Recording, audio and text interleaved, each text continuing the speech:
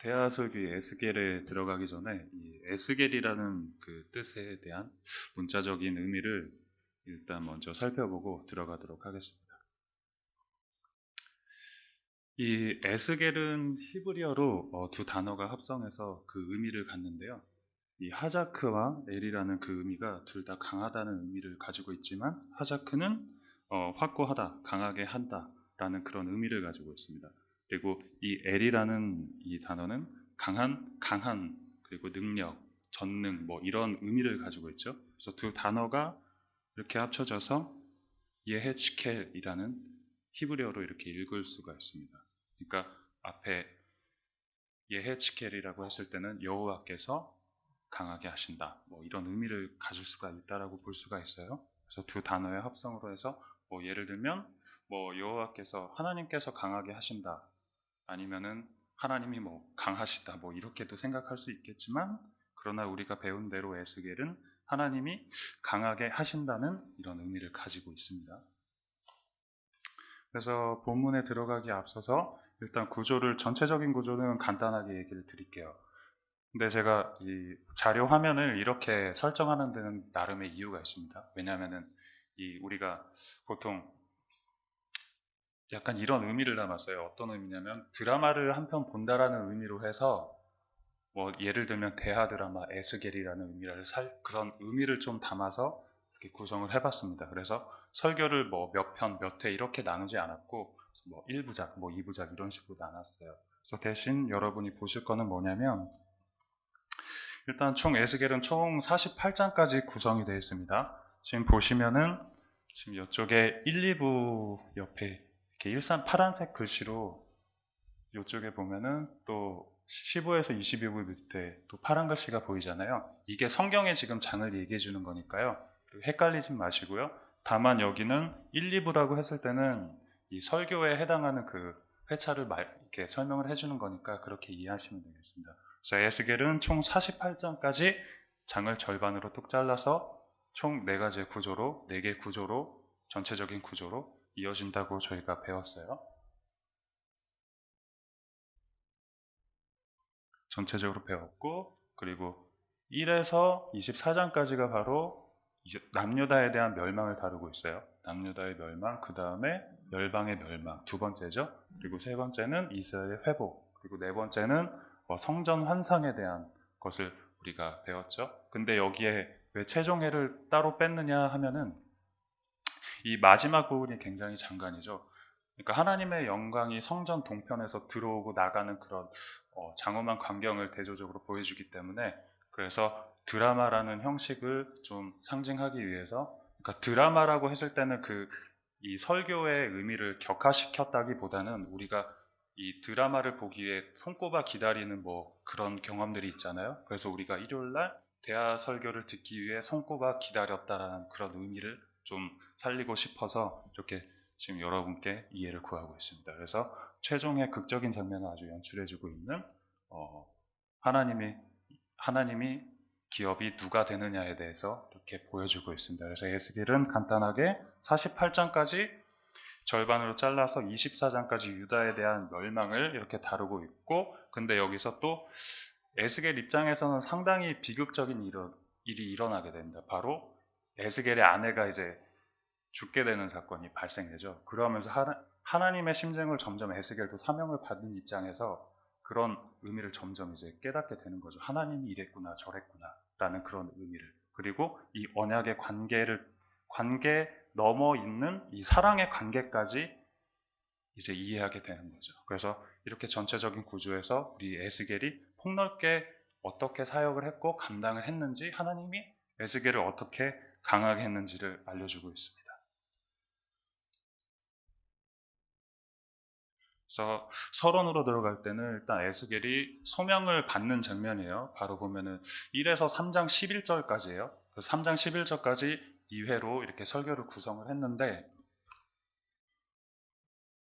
에스겔이 일단 소명을 받기 전에 이제 하나님의 그 현현이 등장하게 되죠. 바로 사명자가 되기 전에 하나님의 케룹이 이렇게 다가오는 그런 두려운 모습들을 이 초자연적인 이런 그 광경을 이 자연 현상을 빗대어서 그림 언어로 굉장히 다양하게 표현을 해줬어요. 그렇지만 다양하지만 다양함의 공통성을 가지고 있어요. 그거는 형상에 대한 공통적인 특징을 자연 현상에 빗대어서 설명을 해주고 있다는 것이죠. 그래서 에스겔이 소명을 받기 전에 일단 우리가 먼저 에스겔에 앞서서 있었던 이 대하설교를 한번 되짚어 볼 의미를 한번 살려드리고 싶었습니다. 그래서 우리가 기억하는 대로 이사야는 우리가 어떤 하나님을, 전체적인 구조에서 어떤 하나님을 보여줬죠? 때리시고, 네, 맞아요. 때리시고 따매시는 하나님을 보여주셨고, 그런데 그 다음 좀 시간 진행을 위해서 그냥 앞당겼어요. 다 일일이 물어봐야 되는데, 네, 그냥 제가 이쪽 부분을 읽어주시면 되겠습니다. 예레미야는, 그리고 다니엘은, 네, 그리고 한 가지가 더 있었어요. 하나님께서 나의 심판자이시지만 어떤 하나님을 전체적인 구조에서 보여줬죠? 바벨론 안을 통해서 멸하시기도 하고 세우시는 하나님을 보여주셨죠. 이 바벨론이란 왕을 세우고 패하고 세우시고 또 바벨론이란 나라를 없애버리고 멸망시키고 다시 페르시아 제국을 일으키시는 그런 멸하시고 세우시는 하나님의 모습을 우리가 봤었어요. 그리고 에스겔은 전체적인 흐름에서 또 한 가지가 있었어요. 어떤 하나님을 보여주고 있죠? 굉장히 공부를 열심히 하셨어요. 예, 그런 하나님을 우리가 전체적인 구조에서 이해를 할 수가 있었어요. 동시에 하나님의 감정의 입장은 우리가 하나님의 입장이 될 수가 없지만 간접적으로 이런 에스겔 사역과 전체적인 구조를 통해서 하나님의 입장을 우리가 느낄 수가 있게 됐었죠. 그래서 세계사적인 연대적으로 봤을 때는 우리가 보편적으로 이 앞쪽에 나와 있는 장면 보이시나요? 검은 글씨 빨간색 밑으로 몇 가지는 우리가 상식적으로 알고 있는 이 학계에서 알고 있는 학계에서 정한 이런 연대로 구성이 되어 있어요. 근데 이 뒤에 거는 뭐였어요? 뒤에 거는 뭐였죠? 절대 연대를 세워서 이렇게 절대 연대로 측정을 해서 이렇게 우리가 이랬었다 저랬었다라는 것을 한번 공부했었던 적이 있었죠. 그래서 한 가지 더 팁을 드리면 세계사적인 연대로 그냥 제가 여쭤볼게요. 이 BC 605년에 이렇게 빨간색으로 칠한 이유가 있었어요. 근데 이게 왜 이렇게 칠했을까요? 이때 뭐 어떤 사건이 일어났죠? 이때? 네. 일어났는데 바벨론이 일어났는데 어떻게 일어났어요? 일어났는데 이집트를 짓밟아 버렸죠. 그래서 이 중근동의 이 신흥 강국으로 부상하게 되는 발판이 됐어요. 그로 인해서 이 오리엔트 문명권을 아주 집어삼키게 됐어요. 바벨론이라는 나라가. 그래서 BC 605년은 뭐다? 갈그미스 전투가 있었다라는 것을 기억하시면 되겠습니다.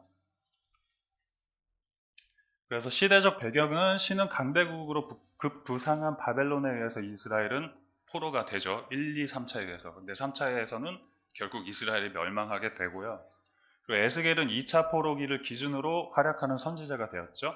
그리고 이 기록에 따라서 여호야긴 왕이 사로잡힌 지 5년째 되던 해부터 25째 해까지를 이렇게 기록하고 있다라고 본문에서 에스겔이 설명을 하고 있어요. 그래서 이 저자를 우리가 설명을 했을 때도 저자는 뒤로 미루겠습니다. 저자는 좀 뒤쪽 부분이니까. 대신 그 오리엔트 문명권에서는 이런 개념이 있어요. 이스라엘도 유일신 사상이겠지만은 유대 종교 그냥 이스라엘이라고 통칭하겠습니다. 하나님을 믿는 유일신 사상이겠지만 그러나 그 이면에는 이 문화적 배경에는 다신관이 다 있어요. 그래서 강한 나라가 강한 신을 섬긴다라는 이런 개념이 있기 때문에 이스라엘의 처한 입장에서 하나님은 뭐예요? 약한 신이 되겠죠. 약한 신이에요. 그냥 자기들한테 하나님은 수치스럽게 자기가 믿는 하나님들을 수치스럽게 여긴 거예요. 말 그대로. 그거를 어떻게 보여주죠? 성전에서 있는 가증한 일이 이런 문화적 배경에서 일어난다는 걸 우리가 알 수 있죠. 그러니까 믿음이 이 유일신 사상이 아니라 이 문명에 대한 혼합된 사상에 의해서 이렇게 이루어졌다는 걸 볼 수가 있어요. 되게 재밌죠. 그래서 바벨론 지배하에 그 나라의 신벨과 느보가 더 강해 보이기 때문에 성전에서 그렇게 가증한 일들을 대담하게 벌일 수가 있었던 거예요. 그리고 유대적 배경으로 들어가면 그런 하나님이 우리의 수치라고 생각을 하고 있기 때문에 장로 70명이 성전에 모여갖고 우상을 숭배하고 있고, 여자들이 하나님이 오고 가는 그 영광의 하나님이 오고 가는 동쪽문을 향해서 동편을 향해서 애곡을 하고 있죠. 누구를 위해서 애곡을 하고 있어요? 태양신 단무지죠. 단무지를 위해서 애곡을 하고 있어요. 그래서 이런 세계사적인 배경과 유대적인 지금 시대적 배경에서 하나님을 자기들이 믿는 유일하신 하나님이 자신들의 수치라고 여기고 있는 거예요. 안타깝게도. 그런데 그런 상황에서 에스겔과 이스라엘 공동체 감정은 아주 그냥 근심과 수치심으로 가득 차 있기 때문에 그런 대담한 짓을 벌일 수가 있었다는 것이죠. 그래서 일단 본론으로 들어가기 전에 일단 서론에서는 첫 번째 설교가 사명자가 되기 전에 1장을 다뤘어요. 1장 전체를 다뤘고 2장에서는 2장 1절부터 3장 11절까지 문장을 끊었죠. 그래서 우리가 보편적으로 성경을 읽을 때 어떻게 읽어요? 장절로 끊어 읽지 않고 문장으로 읽게 되죠. 그러니까 장으로 읽게 되면 본문의 의미를 파악하는데 아주 좀 부정적인 의미는 아닌데 좀 본문을 파악하기 어려운 부분이 있어요. 그래서 반드시 성경을 읽을 때는 이 문맥을 반드시 판단을 하고 이 문맥의 흐름 속에서 이 전체적인 구조를 우리가 파악할 줄 알아야 된다는 것이죠. 그래서 첫 번째, 에스겔이 사명자가 되기 전에 하나님의 이상을 본 그런 광경과, 두 번째는 하나님의 영을 받은 에스겔이 사명자가 되고 난 후의 과정을 이제 서론에서 이렇게 보여주고 이 드라마가 시작되는 것이죠. 이 드라마는 우리 기독교인이 손꼽아 기다리고 고대하는 일요일에 단 한 번 하는, 매주 한 번 하는 그런 드라마죠. 우리가 고대하는 그런 드라마, 설교, 그게 바로 대하설교잖아요. 그래서 아무튼 사명자가 되기 전에 이 1장의 구조를 전체적으로 한번 짜봤어요. 5개의 구조로 나뉘어요. 이 6은 무시할 수는 없지만 일단 설명을 들어보시고요. 사명자가 되기 전의 구조는 5개의 상황을 계속 보여주고 있어요. 5가지의 구조의 상황을 보여주고 있어요. 왜냐하면 이 부시의 아들 에스겔이 처한 이런 상황, 서론이죠. 근데 이 성경이 되게 재밌는 게 뭐냐면은 성경의 정경성을 유일하게 판단할 수 있는 기준이 역사적인 기준도 있겠지만은 또 한 가지의 근거가 있어요. 그게 뭐냐면 인명, 지명, 연대가 아주 정확하게 기록됐다는 거예요. 이거는 거의 불가사의할 만큼 이 연대랑 지명과 이런 인명들이 불가사의할 만큼 오늘날까지 기록되고 보존되고 전해졌다라는 것을 우리가 알 수 있어요. 이건 조금만 더 신학에 관련된 항목을 좀 들여다보면 우리가 상식적으로 알 수 있는 부분들입니다. 그래서 부시의 아들 에스겔이 이 하나님의 영광을 바라보는 그런 상황이에요. 근데 그 상황에서는 하나님의 영광이라고 생각을 하지 않았었을 것 같아요. 근데 그 상황에서 봤을 때는, 그리고 그 일이 있고 난 후에 하나님의 영광이었구나라는 걸 인식하고 나서 이렇게 기록을 한 것 같아요. 이거는 제 생각입니다. 이렇게 본문에 없는 내용이에요. 그래서 굉장히 에스겔은 이 구조적으로 이 형상과 이 형상에 대한 관찰을, 그림 언어를 아주 구조적으로 잘 표현해주고 있어요. 공통적으로 내생물의 형상, 내생물 곁에 있는 바퀴의 형상, 그리고 내생물 위에 궁창에 있는 형상, 그리고 궁창 위에 보좌에 있는 이 형상, 그리고 보좌 위에 있는 영광을 마지막엔 하나님이라고 이렇게 소개를 하고 있어요. 거기 그 후에 에스겔의 행동이 되게 관건이죠. 어떻게 나오는지 지금부터 한번 들여다보도록 하겠습니다. 제가 이걸 설명을 안 했죠. 저거 6번째 걸 왜 뺐냐면 여기 궁창 위에 보좌 보이시죠? 5번째 항목에. 여기에 소제목으로 제가 보좌 위에 영광이라고 소제목을 달았는데 보좌 위에 계신 하나님이 이 5개의 구조보다도 더 월등한 강력한 의미를 갖기 때문에 플러스 알파 개념으로 제가 구조를 하나를 일부러 더 뺐습니다. 왜냐하면 에스겔은 이 형상에 대한 관찰력을 상당히 사실적으로 묘사하고 직시하고 있기 때문에요. 그래서 플러스 알파 개념으로 보좌 위에 영광이 하나님이었다라는 이 마지막 구조를 제가 좀 살려드리고자 해서 이렇게 플러스 알파 개념으로 설명을 했어요. 부시의 아들 에스겔. 기본적으로 우리가 부시라고 들었을 때 뭐라고 배웠었죠? 부시는 히브리어로 우리말로 번역했을 땐 뭐예요? 여기 써 있어요. 그냥 읽으시면 돼요. 경멸, 멸시, 수치 그 자체죠. 그래서 이 사로잡힌 에스겔, 사로잡힌 여호야긴 왕, 부시, 즉 수치, 경멸, 멸시받는 아들 제사장, 멸시받는 제사장 자신의 모습을 그대로 제대로 표현해주고 있는 거죠. 그러니까 이 세 가지 구조는 소제목은 뭐냐면 에스겔이 처한, 나라가 처한, 그리고 하나님의 제사장이라고 하는 이 에스겔이 처한 이런 세 개의 구조로서 수치의 확고한 표현을 이렇게 보여주고 있는 것이죠. 그래서 이렇게 전체적으로 봤을 땐 우리는 에스겔의 또한 특징을 한 가지가 더 발견할 수 있어요. 그게 뭐냐면 에스겔은 자신을 1인칭 단수로 표현하고 있죠. 나 에스겔.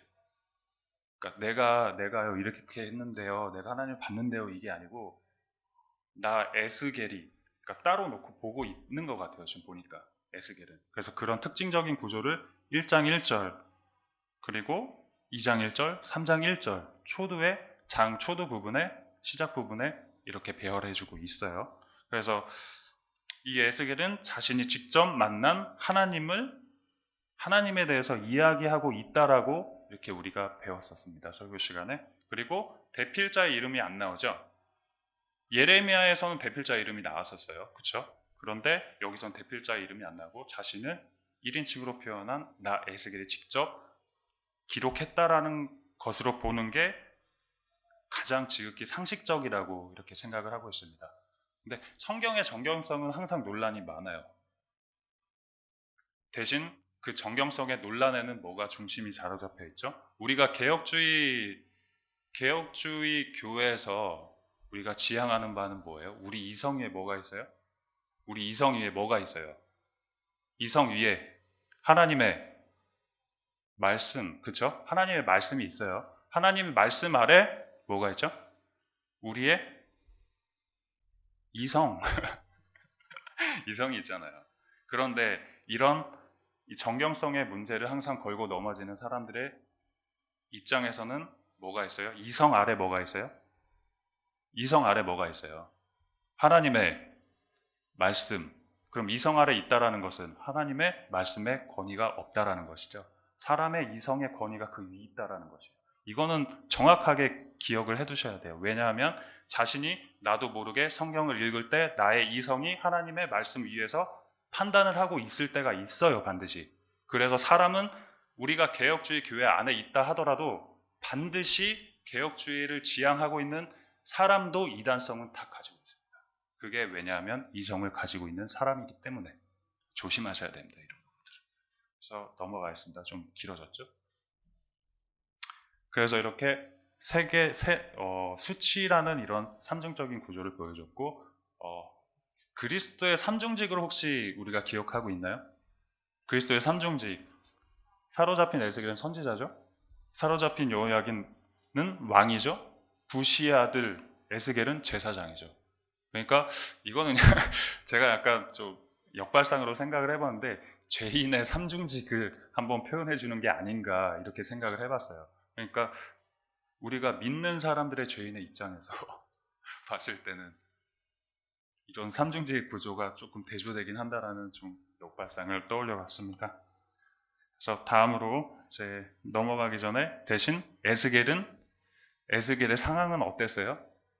처음에 1장 1절에 뭐라고 써 있어요? 30째 해라고 써 있는 것으로 봤을 때 에스겔이 자신이 사역이 시작한 그 시점을, 아니면 자신의 나이 생의 나이가 시작하는 시점에서 이 글을 쓰고 있다라는 것을 우리가 배웠습니다. 그래서 그런데 여기서 한 가지 제사장의 아들이라고 했을 때 우리가 무엇을 기억했었죠? 레위기, 율법에 따라서. 근데 그게 어디에 나와 있죠? 민수기 4장 3절에 기록되어 있죠. 곧 30세 이상으로 50세까지 회막의 일을 하기 위하여 땡땡땡 이렇게 써 있습니다. 근데 기록된 바와 같이 30부터 50까지가 레위인의 봉사 정년임을 알 수 있는데 에스겔은 포로가 되어 있어요. 아무것도 못하고 있고 사로잡혀 있고 수치의 아들이 되어 있어요. 그런 상황에서 에스겔은 나라를 잃었고 동시에 비참한 현실까지 이렇게 보여주게 되는 것이죠. 그리고 더 비참한 게 뭐예요? 아까 제가 설명을 했나 모르겠는데 전체적인 구조에서 제가 뭐라고 설명을 했었죠. 그렇죠? 전체적인 구조에서 24장 유다 멸망 직전에 어때요? 에스겔의 아내가? 그죠? 그러니까 이 에스겔의 심정이 어마어마했겠죠. 그래서 아무튼 근데 그런 비참한 가운데 에스겔에게 뭐가 임한다고요? 1장 3절에는 뭐라고 얘기하겠죠? 나 에스겔에게 특별히 임하고 부시 아들 제사장 나 에스겔에게 특별히 임하고 여호와의 권능이 내 위에 있느니라. 그러니까 그 이상을 하나님의 권능이라고 탁 못 박아두고 있어요.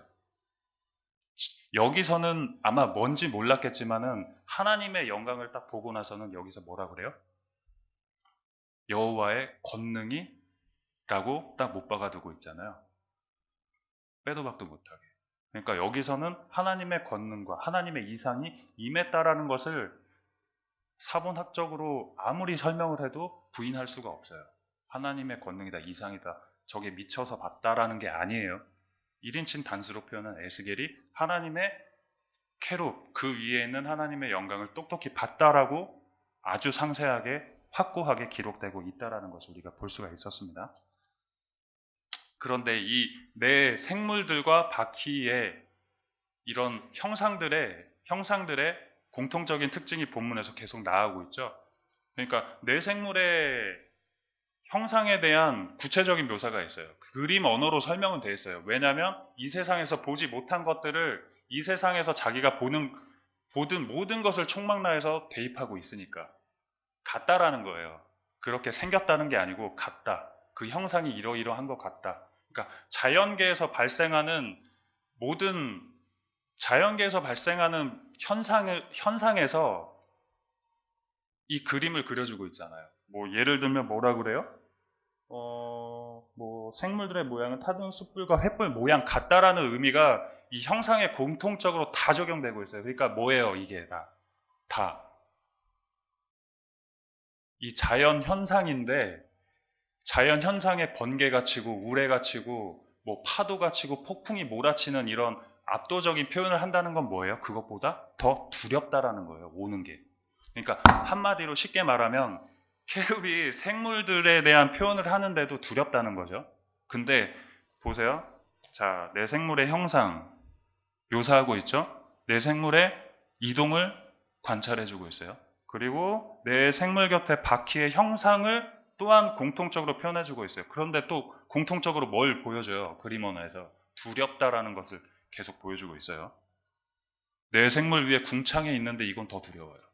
그러니까 내 생물과 바퀴는 두렵다라고 했을 때 그 두려움의 배가 좀 증가되는 것 같아요. 그러니까 내 생물과 바퀴는 두렵다라는 그런 의미를 암시적으로 안고 있는데 이 궁창부터는 두렵다라는 의미가 문자적으로 탁 박혀 있어요. 기록되어 있어요. 본문에서. 그러니까 이 두려움이 어떻게 돼요? 점점점 바라볼수록 증대되는 거예요. 하나님의 영광의 보좌까지 이 형상을 바라볼 때까지. 근데 결국에는 그 궁창의 보좌를 보고 말아요. 보좌까지 이제 어떻게 좀 달라지죠. 근데 이제 보면은 궁창의 형상 다음의 묘사가 좀 달라요. 보좌하고 좀 다르죠. 영광에 대한 묘사고 음성에 대한 묘사예요. 그러니까 에스겔은 자연 현상에서 바라보는 초자연적인 현상을 자연 현상으로 대입시켜서 두려움을 자아내고 있는 거예요. 그러니까 이 음성을 이런 소리를 한 번도 들어보지 못한 에스겔이 어떻게 표현을 해주냐는 것을 우리가 잘 관찰해야 된다는 거예요. 그냥 야 이랬대 저랬대 정도가 아니고 이 두려움이 어마어마했다라는 거예요. 감당할 수 없을 정도로. 근데 그거를 담대하게 보고 있다라는 거예요. 그거를 본 그대로 기록하고 있고 대신 궁창부터는 음성이 났다라는 거예요. 근데 뭔진 모르겠어요. 저도 잘은 모르겠어요. 그리고 궁창 위에 보자인데 보자의 형상을 묘사를 하고 있어요. 근데 다 빛은 나요. 근데 공통적으로 여기서 적용되는 게 뭐예요? 뭐가 하나 딱 들어가요. 무지개빛. 그러니까 무지개빛이라고 했을 때는 우리가 자연계에서 발생할 수 있는 빛에 대한 뭐라 그럴까요? 그 무지개를 봤을 때 그 표현을 어떻게 해야 될까요? 근데 실제적으로 여러분이 무지개가 정말 선명하게 뜬 것을 본 적이 있으세요? 정말로 눈앞에서 정말 그림같이 나오는 이런 두꺼운 무지개를 봤을 때 약간 뭐 사람이 좀 이런 판타스틱한 그런 개념에 좀 빠지는 경험을 하게 돼요. 왜냐하면은 이 무지개를 투과하는 그 빛이 땅에 비쳤을 때 그 빛이 상당히 아름답거든요. 그러니까 녹색 이런 뭐 산들이 이렇게 비쳤을 때 어떤 빛이 나냐면 금가루가 떨어지는 것 같은 그런 모습을 좀 자아내요. 그러니까 그런 장엄한 광경을 하나님의 이 영광을 통해서 보여주고 있는 거예요. 그리고 무지개라고 했을 때는 어떤 개념이 적용되죠? 하나님과 우리와의 관계가 어떤 개념이에요? 예, 맞아요. 맞는데 한 가지 더 깊은 관계가 있어요. 언약적인 관계가 있잖아요. 그렇죠? 항상 언약적인 관계가 끝까지 따라다녀요. 계속. 선악과를 따먹고 이후부터서도 계속 언약적인 관계는 계속 따라다니고 있고 언약 그 위에는 뭐가 있어요? 언약 위에는 뭐가 있을까요? 하나님의 사랑. 네. 이해가 안 되죠? 좀 이해는 할 수가 없어요. 이 사랑에 대해서는 뭐 논리적으로 설명을 해라. 그런데 최대한 에스겔은 하나님을 논리적으로 잘 설명하고 있다라고 하는 것입니다. 그래서 우리가 보좌 위에 하나님을 봤을 때 아니면 또는 보기 전에 사명자가 되기 전에 첫 번째 뭐예요? 첫 번째 구조에서 수치의 삼중적인 구조를 우리가 빗대어 설명했잖아요. 나의 수치를 알아야 한다라고 그랬죠. 그리고 두 번째는 그 영광 위에 계신 하나님을 두려움과 떨림으로 만나야 된다. 우리가 이렇게 일주일에 한번 손꼽아 기다리는 이 기독교인의 아주 고대하는 드라마가 시작되는 이 설교 시간에 어떻게 해야 돼요? 그냥 가볍게 올 수가 없어요. 귀담아 들어야 되겠죠? 그리고 세 번째는 엎드려 겸손하게 하나님의 말씀하시는 음성에 귀를 기울여 하는데 에스겔이 하나님의 형상을 딱 알아보고서 어떤 반응을 펼치게 돼요? 그 사방의 광채 모양은 비 오는 날 계속해서 자연 현상의 장엄함과 동시에 두려움을 표현해주고 있어요. 그러니까 그 이면에는 또 한마디로 하나님에 대한 경외에 대한 그런 자연을 보고 하나님을 생각하는 이 자연 계시에 대한 이 하나님을 생각했을 때 이 경외의 감정을 아주 돋보이게 해주고 있죠. 무지갯빛 이런 말들을 계속 꺼내면서. 그런데 그 모양을 내가 보니 어떻게 돼요? 점점점 장소는 그발강가에서 나한테 왔는데 생물을 보고 바퀴까지 그 두려운 걸 다 봤어요. 궁창까지 봤어요. 그때까진 괜찮았나 봐요. 근데 궁창 위에 보자까지도 그나마 감당할 수가 있었나 봐요. 그 두려움을. 정말 그 무섭고 두려움을. 근데 하나님의 영광을 봤을 때는 하나님의 영광이라고 했지 하나님의 형상이라고 안 했잖아요. 근데 그 영광에서 하나님의 형상을 봤을 때는 어떻게 됐어요, 에스겔이? 완전히 엎드려져 버려, 자지러져 버린다고 할 수가 있죠. 그래서 다니엘이 이상 중이라고 해야 될까요? 환상 중이라고 해야 될까요? 하나님의 형상을 봤을 때 다가오는 그 이상을 봤을 때 다니엘도 똑같은 반응을 보였죠. 똑같이 사람으로서는 하나님의 그 말씀과 형상과 그 무게를 감당할 수가 없다라는 것을 보여주고 있어요. 에스겔을 통해서. 즉 우리는 수치스러운 부시의 아들이라는 것을 이렇게 보여주고 있어요.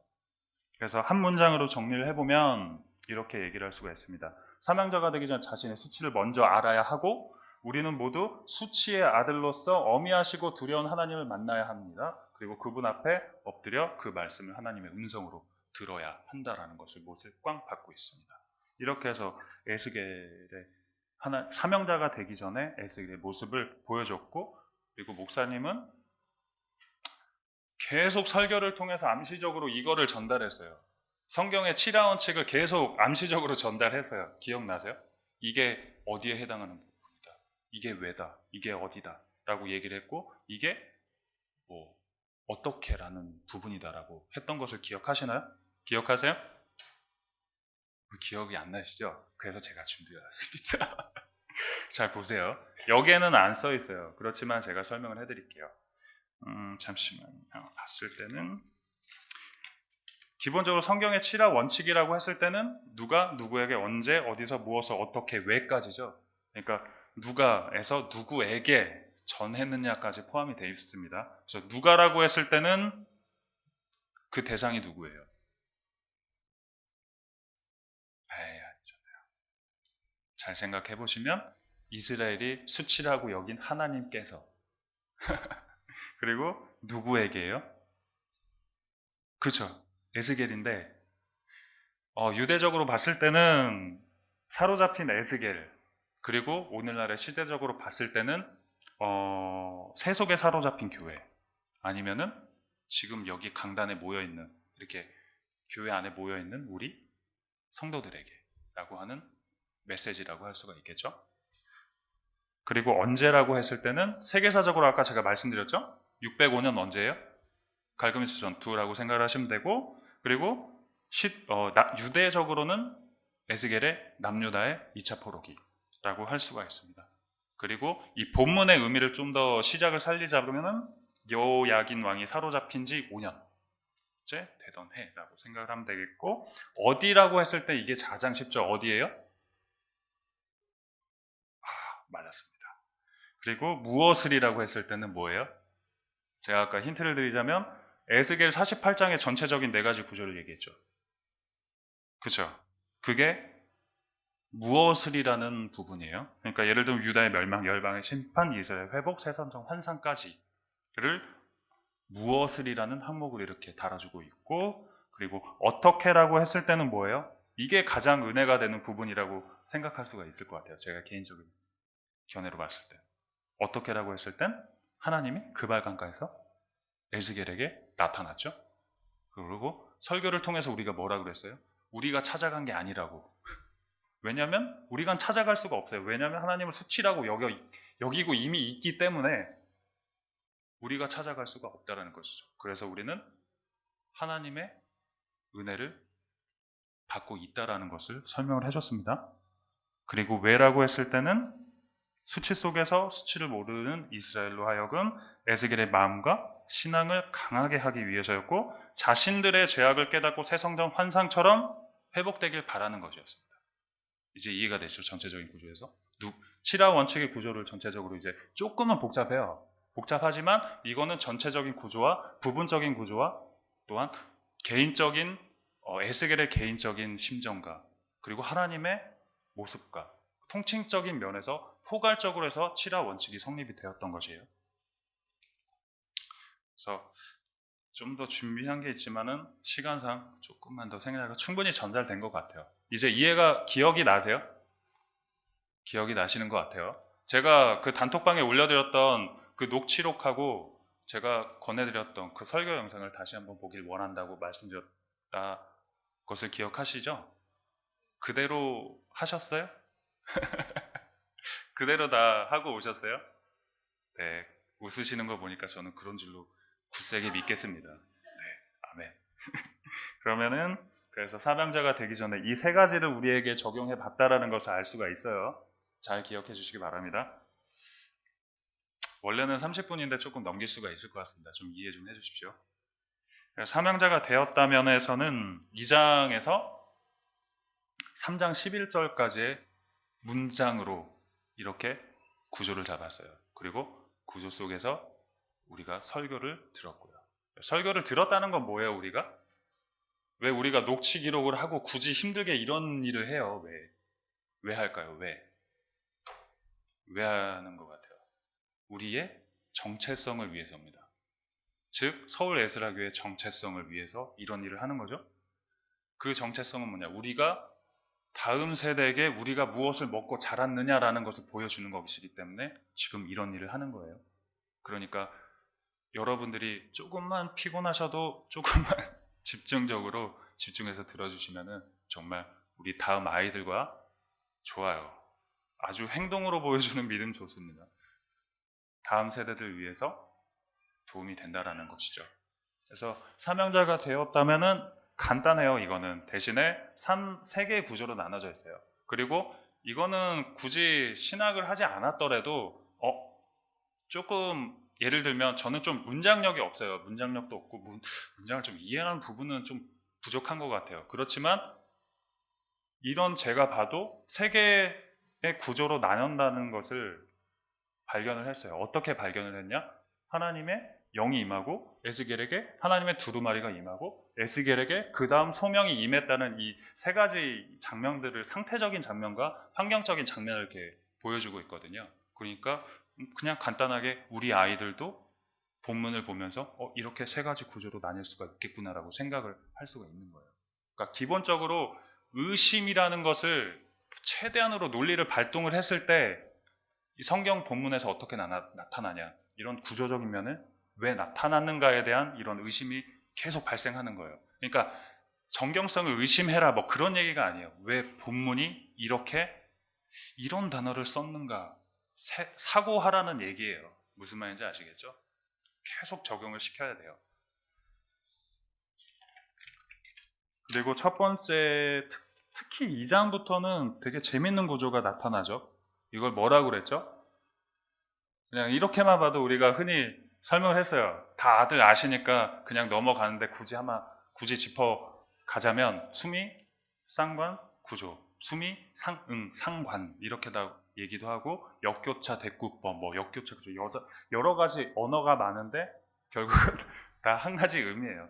근데 2장 1절에서 7절까지의 이런 역교차 구조를 통해서 하나님이 어떤 말씀을 하시느냐를 아주 잘 보여주고 있어요. 왜냐하면 여기에 하나님의 심정과 하나님의 뜻과 하나님의 섭리와 이 다양한 하나님의 이 모습들을 이 한 단어를 통해서 단어를 기록함으로써 이 단어를 통해서 그런 하나님을 우리가 관찰할 수 있기 때문이죠. 근데 여기서 보면 공통적으로 뭐가 드러나죠?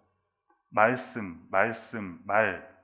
여기에는 이렇게 읽었을 땐 뭐예요? 히브리어로 다바르. 다들 아시죠? 다들 아시는 걸로 믿습니다.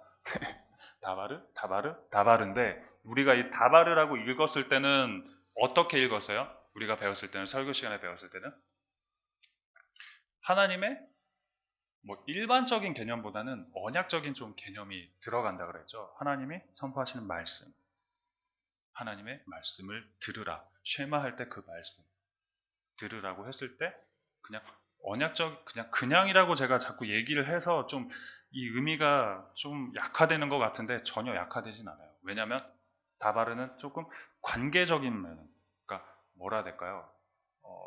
아버지와 아들의 관계적인, 그러니까 문자적인 면을 좀 보여준다고 생각하면 돼요. 뭐 또 폭넓게 생각할 수 있겠지만, 그런데 그 1절에서 7절까지의 있는 상황에서 하나님의 말씀, 이 아마르를 지금부터 살펴보도록 하겠습니다.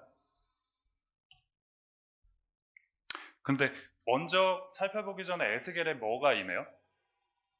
하나님의 영. 하나님의 영을 우리는 보통 성령으로 알고 있고, 이 본문에서는 하나님의 영을 히브리어로 뭐라고 읽고 있죠? 루아흐라고 읽고 있죠. 이렇게 이런 발음이 나요. 근데 그 영은 뭐라고 설명을 했었죠? 이사야 11장 2절에서 그 영은 지혜와 총명의 영이고 오략과 재능의 영이고, 하나님을, 이게 제일 중요한 거예요. 경외하는 영. 하나님을 경외하지도 않는데 이 자리에 있다. 그러면 나의 수치를 되돌아봐야 된다는 거죠. 그럼 그 수치를 되돌아봤을 때 우리가 에스겔처럼 하나님 앞에 엎드려진다라고 얘기를 할 수가 있습니다.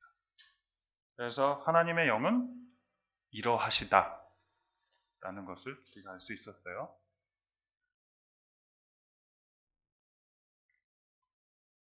근데 하나님의 영이 임한 에스겔을 누구에게 보내요? 패역한 백성, 뻔뻔한 자손, 패역한 족속, 패역한 자들, 전갈과 거하는 사람들, 정갈 같은 사람들, 아주 그냥 독한 사람들, 하나님의 말씀을 안 듣는 사람, 뭐 그런 의미로 되겠죠. 근데 그런 패역한 백성에게 보내게 되죠. 근데 신약에서도 이와 똑같은 구조가 나타나요. 똑같은 의미가 나타나요. 예수님께서 12제자를 파송했을 때 보라 내가 너희를 보냄이 양을 이리 가운데로 보낸 것 같도다라고 얘기를 하는데 그 밑에 뭐라 그랬어요? 뱀같이 지혜롭고 순결하라.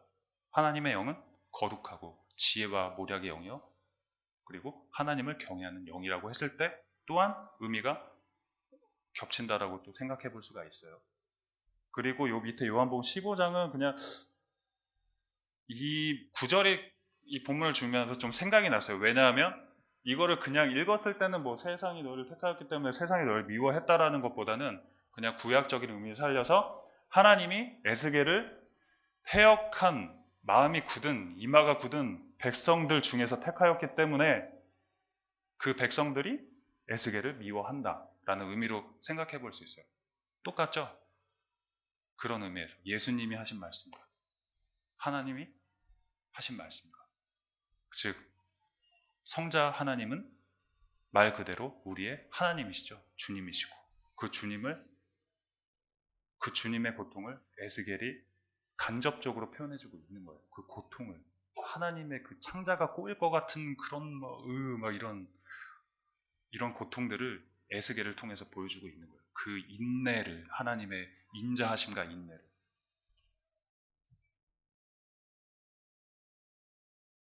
보시다시피 뻔뻔한 자손에 대한 이 상태적인 특징을 우리가 본문을 통해서 발췌했었어요. 근데 발췌를 했는데 이 본문이 해석한 거는 조금 의미가 약화됐다라고 우리가 배웠어요. 그래서 우리가 재해석을 했죠. 그러니까 재해석이라기보다는 의미를 강화시켰어요. 어떻게 강화시켰죠? 이 패역한 백성을 듣는 애들이 아니고 부모님이 뭐 양육을 했을 때 훈계를 했을 때 너 이렇게 하지 마라고 했을 때 안 듣는 정도가 아니고 말을 일부러 안 듣는 정도가 아니고 그들이 듣기를 중단한 상태 그리고 이 상태를 우리는 마음의 유연성이 없어져 꽉 막혀 있는 상태라고 얘기를 했어요. 그렇죠? 그러니까 이 패역한 백성은 누구예요? 너, 나 이렇게 되는 거예요. 그런데 그런 우리에게 그런 이스라엘 백성에게 하나님이 오신 것이에요. 그래서 그런 딱딱한 마음이 굳어져 있는 애들한테 하나님의 말씀 이 단어가 다르게 쓰였죠. 제가 아까 그 다바르랑 이 아마르랑 좀 의미적인 면에서 상당히 다르다고 얘기를 드렸고 이 설교를 통해서 이 아마르는 뭐라고 그랬어요? 창조적인 선포라고 얘기를 했죠. 그러니까 예를 들면 하나님이 주권적으로 이루시고 이끌어 나가시고 조성하시는 그런 개념이겠죠. 에덴 동산을 창설하신 것처럼 세상을 창조하신 것처럼 하나님이 이르시되 하나님이 가라사대 뭐라고 얘기를 하죠? 빛이 있으라 했을 때 그 전에 하나님의 아마르 하나님의 다바르가 아니라 하나님의 아바르는 그래서 뭐라고 우리가 한 문장으로 이렇게 얘기를 했었던가요? 이 아마르는 하나님의 심사숙고된 하나님의 말씀이라는 것이죠. 그러니까 내가 참 표현하기가 참 어떻게 표현할 길이 없네요. 이런 좋은 표현을. 그렇지만은 하나님의 이 심사숙고된 말씀을 패역한 백성들에게 하는데 왜 해요? 할 이유가 없는데 하나님을 수치라고 여기는 자들한테 할 이유가 없는데 왜 해요? 언약적인 개념 위에 뭐가 있다고 그랬어요, 제가? 사랑. 그거예요. 사랑. 참 마음이 애리죠. 마음이 애려요. 누구의 마음이 애린가요? 하나님의 마음이 엘인 정도가 아니라는 것을 보여주고 있는 거예요. 그냥 말을 하는데 그냥 세상을 창조하는 게 아니고 세상을 창조했을 때 그 아마르 했던 그 말씀을 에스겔을 통해서 이렇게 얘기를 하고 있는 거예요. 다바르가 아니고 아마르라고 이렇게 얘기를 하고 있는 거예요. 사랑하는 자들이기 때문에. 그래서 우리는 사명자가 되기 전에 하나님의 심사숙고된 말씀을 듣고 깨닫게 된다. 무엇을 통해서? 하나님의 루아흐가 뭐예요? 영, 하나님의 영, 성령으로. 그러니까 아까 제가 설명했듯이 이성에 대한 이 구조적인 면을 얘기를 해줬어요. 그렇죠? 우리가 될 수 있는 존재던가요? 거슬러 봤을 때는 아니잖아요. 아니에요. 잘 생각하셔야 됩니다. 심지어는 이렇게까지 설교에서 표현을 했어요. 이런 우리가 잘 되고 잘 된다를 가르치기 전에 이슬람처럼 우리가 죽을 준비를 해야 된다. 이렇게 대조적으로 보여줬죠. 기독교의 신앙은 뭐예요? 기독교의 신앙 고백은 목사님이 웨스트민스터 신앙 고백을 왜 해요? 왜? 그게 우리의 죽을 준비예요. 그게 기독교의 역사고 기독교의 순교의 피로 고백된 신앙 고백입니다. 그것은. 기독교 2000년사의 기스로 남은 정말 하나님의 말씀을 신실하게 따른 자들의 죽음으로 지킨, 피로 지킨 그 신앙 고백입니다. 그런데 교리를 우리가 무시할 수 있습니까? 절대 무시할 수 없어요. 그러니까 여러분이 웨스트민스터 신앙 고백을 들을 때는 어떻게 들어야 돼요? 그렇죠? 죽을 준비를 하시면 됩니다. 아멘입니까? 아멘? 네, 감사합니다. 그래서 에스겔은 이 두루마리를 또 보게 되는데 여기서 그냥 빠르게 지나갈게요. 이렇게 지나간 설교를 통해서 대조적으로 이렇게 보여줬어요. 예레미야에서는 뭐라 그랬죠? 주의 말씀을 얻어먹었는데 내게 기쁨과 즐거움이냐 보다. 그러나 현실은 어때요? 아주 그냥 심하게 말하면 참 XXX 같다 이렇게 얘기할 수가 있어요. 그런데 시편에서는 또 어떻게 얘기해요? 그 두루마리의 맛이 어떻다 그래요? 그렇죠? 주의 말씀이 내게 어찌 단지요 내 입의 꿀보다 더 단이다. 그런데 이 앞선 문맥에서 뭐라고 얘기를 해요? 고난 당하기 전에는 내가 그릇 행했다. 그런데 주의 말씀을 이제 지키는 건 뭐예요? 고난을 당하고 난 후죠. 주의 말씀의 맛은 있다 라고 이렇게 표현을 했었어요. 설교를 통해서. 그래서 우리 주님의 거룩하신 주님의 말씀은 맛이 있다 없다? 맛이 있다. 그게 뭐예요? 목에 칼이 들어와도 맛이 있다라고 얘기를 할 수가 있네요. 좀 극단적이라서 죄송합니다. 좀 소름 끼치게 해서. 제 애들이 있는데도 참 이렇게 얘기해야 되는 이유는 우리 애들한테 하나님을 믿는 신앙이 무엇인지를 올바르게 가르쳐야 되기 때문입니다. 예수님을 믿으면 소망은 있죠. 소망이 있는데 그 소망이 어떻게 있느냐를 에스겔을 통해서 보여주는 거예요. 그러니까 이슬람은 좀 잘못된 믿음인데 참 기특해요. 걔네들도 참 어떻게 그렇게 믿는지 참 궁금합니다. 아무튼 이렇게 넘어가고요. 그래서 두 번째 그러니까 두 번째 사명자가 되고 나서는 뭐예요? 하나님의 말씀을 애곡 재앙이라도 꿀송이처럼 받게 된다는 것을 우리가 문맥을 통해서 적용시켜 봤었어요. 맞죠? 사명자가 되었다면 하나님의 말씀을 애곡 재앙이라도 꿀송이처럼 받게 된다. 그러나 현실은 내게 고난이 더이다. 내 옆에 친구가 이슬람을 아주 절실하게 믿는 내 목에 칼을 들이미는 친구였더라 라는 것이죠. 자꾸 소름 끼치게 해서 죄송해요. 그리고 세 번째 구조에서는 뭐가 등장해요? 소명이 등장하죠. 근데 앞에서 7개 구조를 통해서 무엇을 보여줬냐면 되게 재밌는 걸 보여줬어요. 뭘 보여줬냐면 조금만 좀 양해 바랍니다. 잠시만요. 넘어갔을 때 여기서 설명을 하고 넘어갔었어야 되는데 제가 놓쳤어요. 자, 보세요. 이 앞에서는 뭘 보여줘요? 상황이 이렇다. 에스겔이 하나님을 만난 상황과 하나님의 에스겔을 통해서 말씀을 전하는 상황이 이렇다. 너의 백성들은 이렇다라는 상황을 보여주는데 하나님의 상황은 아마르로 이렇게 얘기를 해주시고 이스라엘의 상황은 상태적으로 이렇게 표현한다고 보면 돼요. 그러니까 위에는 상황, 밑에는 상태적인 현재적 상황을 보여주는 거예요. 그래서 그런 형태가 있는 상황에서, 상태에서, 형태가 있는 상황에서 하나님의 말씀이, 하나님의 영이 내 에스겔에게 임하고 두루마기를 먹게 되고 그러나 내 창자에서는 쓰게 되더라. 근데 이 표현이 너무 약하죠. 쓴 정도 계세요, 그게? 하나님의 고통이 쓴 정도겠냐고, 그게. 말씀은 달겠지만 현실에서는 그게 아유 써라 그냥 다음에 먹어야지 이런 정도겠냐고 아니라고요. 그래서 이 첫 번째 구조에서는 상황, 그 다음 밑에는 상태적인 상황을 나타냈다는 것을 우리가 알 수가 있었습니다. 이거 간단하게 준비한다고 그러는데 좀 길어졌네요. 죄송합니다. 최대한 빨리 끝내보겠습니다. 그래서 에스겔에게 특별히 임한 소명이었죠. 상태적인 면에서 상태적인 이 상황에서 하나님의 영을 받은 에스겔이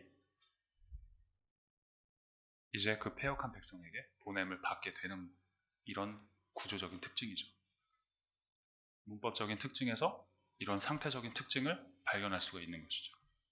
그래서 사명자가 되었다면 세상 앞에 숨지 않고 금강석과 같이 강한 얼굴로 세상에 나아가게 된다. 무엇으로? 그가 뭐예요? 하나님의 영으로. 그러니까 우리가 지금 이 자리에 있는 게 뭐예요? 하나님의 은혜로 이 자리에 있는 겁니다. 천국의 모형 안에 있는 것이니까 뭐예요? 상태적으로 봤을 땐 죄인인데 여기 있는 거예요. 이 교회는 천국의 모형 아니에요? 그죠? 그러면 여기를 실제적으로 대입했을 때 우리가 여기 있다라고 생각을 해보자고요. 그러면 우리가 뭐예요? 죄인이 여기 있는 거잖아요. 죄인 자체가 상태적 태생이 중요한 업데이트가 보류 중이어야 하는데 왜 그러니? 잠시만요. 하필 이럴 때 눈치 없이 이 컴퓨터는 저를 닮아서 참 눈치가 없습니다. 그래서 세상 앞에 숨지 않고 하나님의 영으로 금강석과 같이 강한 얼굴로 세상하게 나게 된다라는 것을 우리가 얘기했었습니다. 그래서 사명자가 되었다면 우리가 어떻게 또 대입을 시켰죠? 그 문맥을 한번 생각해 볼게요. 듣든지 아니 듣든지 듣기를 멈췄든지 했을 때 우리가 바울 사도가 했던 얘기를 기억할 수가 있었어요. 뭐라 그래요? 너는 말씀을 전파하라. 때를 얻든지 못 얻든지 항상 힘쓰라. 그래서 목사님 뭐라 그랬어요? 핏대를 세우면서 뭐라 그랬어요, 목사님? 불신자의 연락처 따기가 그렇게 쉬운 줄 아느냐고. 그랬었죠. 그러니까 우리가 관계적으로 봤을 때 한 영혼을 만나기가 이렇게 대하기가 너무 어렵잖아요. 그것도 또한 교회 안에서도 믿는 자끼리에서도 되게 힘들어요. 정말 믿는 자끼리에서도. 왜냐? 우리는 죄인이기 때문이라는 것을 전제하고 있다라면은 힘들지만 고통이겠지만 창자가 꼬이겠지만 그 고통 가운데 하나님의 두루마리를 달게 먹었던 것처럼 말씀을 달게 먹었던 것처럼 내 입에는 달지만 인생에선 쓰더이다. 이렇게 되는 것이죠.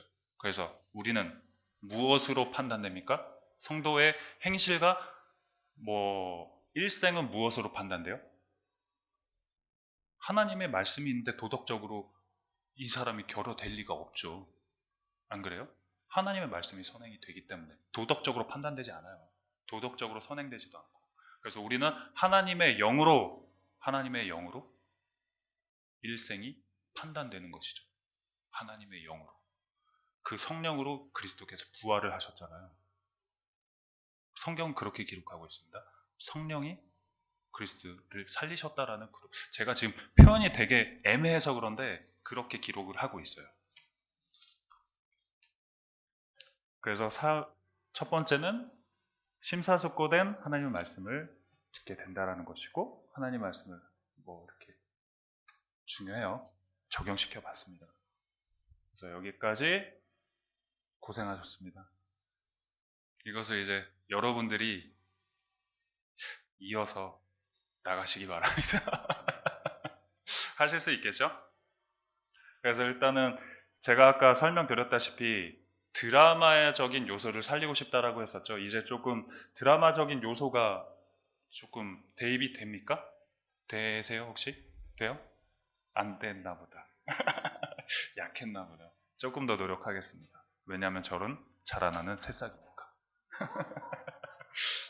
아무튼 이 대하설교 에스겔은 대하 드라마라는 저는 그냥 주장하겠습니다. 왜냐하면 제가 의도했기 때문에.